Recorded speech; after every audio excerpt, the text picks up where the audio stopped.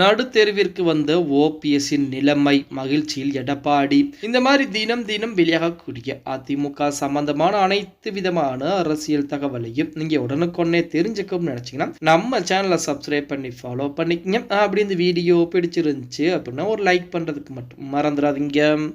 அனைத்திந்திய அண்ணா திராவிட முன்னேற்ற கழகத்தை பொறுத்த வரைக்கும் ஒரு காலத்திலே மிகப்பெரிய ஒரு தலைவராக இருந்தவர் தான் நமது ஓபிஎஸ் அவர்கள். ஆனால் இன்று நிலைமை எப்படி இருக்கிறது அப்படின்னு பார்த்தோம்னா எந்த விதமான ஆதரவுகளுமே இல்லாமல் தனிமரமாகத்தான் இருந்து கொண்டிருக்கிறார் அப்படின்னே கூட சொல்லலாம். அதாவது ஒரு காலத்திலே எடப்பாடி பழனிசாமிக்கு எதிராக, அது மட்டும் இல்லாமல் சசிகலா அம்மையாருக்கும் டிடி தினகரனுக்கும் எதிராக தர்ம யுத்தம் ஆரம்பித்தார். அந்த தர்ம யுத்தத்திலே மிகப்பெரிய ஒரு ஆதரவும் அதே போல மிகப்பெரிய வெற்றி என்பது ஓபிஎஸ் அவர்களுக்கு கிடைத்தது.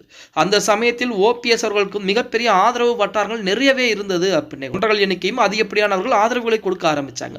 அப்பதான் அந்த தர்ம யுத்தம் வெற்றி பெற ஆரம்பிக்கும். அடுத்தபடியாக ஓபிஎஸ் இபிஎஸ் ஒன்று சேர்ந்தாங்க. அதுக்கு அடுத்தபடியாக ஒற்றை தலைமை என்பது அதிமுகவிலே கொண்டு வரப்பட்டது. அதை எதிர்த்து தான் ஓபிஎஸ் நீதிமன்றங்களுக்கும் தேர்தலாளர்களுக்கும் நட ஆரம்பித்தார்.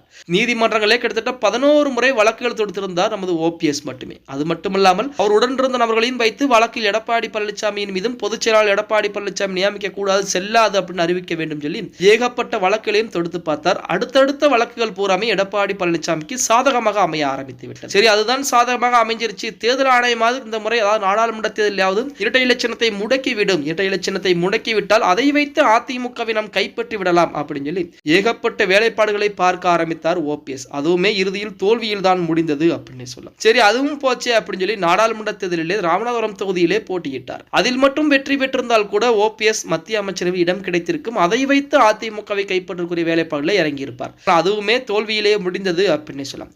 தற்போது ஓபிஎஸ்ஸின் பின்பற்றக்கூடிய ஆதரவுகள் பூராமே தனி அணியை உருவாக்கி இருக்கிறாங்க. அதாவது புகழேந்தி ஆகட்டும், வைத்தியலிங்கம், ஜேசிடி பிரபாகரன், கூபா கிருஷ்ணன், வெள்ளமடி நடராஜன் உட்பட நிறைய பேர் பார்த்தீங்க அப்படின்னா தனி அணியை உருவாக்கி அதுவுமே ஒரு செயல்படாத ஒரு அணியாகத்தான் இருந்து கொண்டிருக்கிறது அப்படின்னு சொல்லலாம். மீதமிருக்கவர்கள் புறம் அதிமுக இணையக்கூடிய வேலை இறங்கியிருக்கிறாங்க.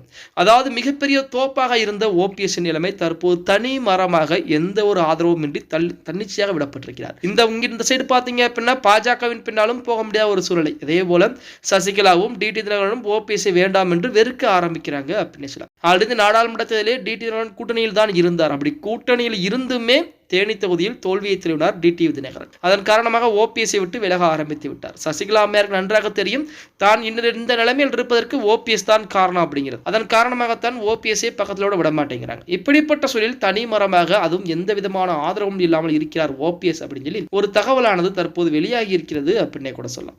ஓகே गाइस, வீடியோ பிடிச்சிருந்தா மறக்காம ஒரு லைக் பண்ணி விட்டுருங்க. அப்படி இந்த வீடியோ ஃப்ரெண்ட்ஸ் அண்ட் ஃபேமிலிக்கும் ஒரு ஷேர் பண்ண மறந்துடாதீங்க.